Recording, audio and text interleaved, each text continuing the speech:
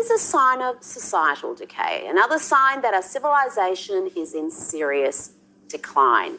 Have a look at this footage from the subway in New York City where a man in the white jacket and black leggings is rampaging on a train.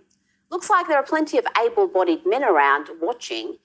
He targets a woman, sits next to her and begins to assault her. What do you think happened next? Did the men on the train step in and protect this woman from a violent thug? Did someone bother yelling at him to stop to show there was more of them than him? Well, no. The cowards watched as the terrified woman begged for help.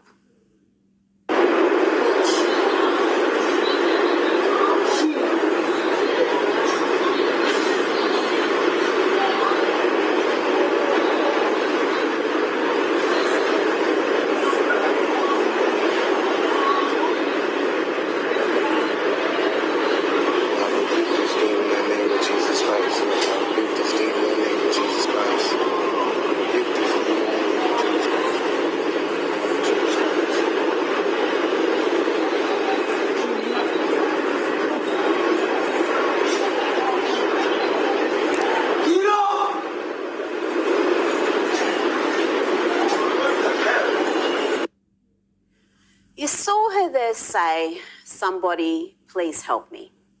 But nobody stepped in. Nobody was interested beyond filming the ordeal. Now, thankfully, that woman was okay and the assault did not end in her being grievously injured. The maniac went on to kick windows and terrify more passengers.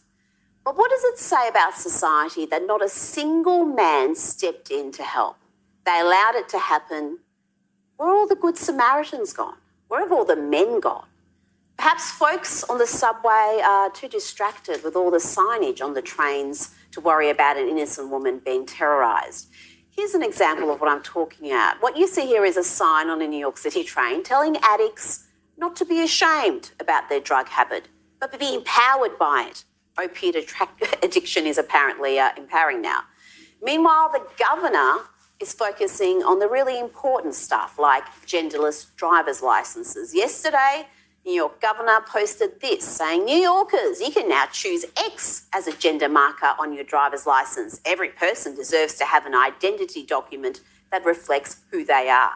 I'm not quite sure who X reflects, who identifies as X, but, it's easier to make incoherent pronouncements than tackle a substantive issue like soaring crime on the subway and in the city in general, where the crime rate is up 60%, according to government data released in March.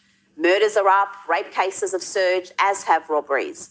And the crime wave didn't just start this year. The surge began in 2020, and yet the governor and mayor would rather grandstand about far-left talking points than tackling crime.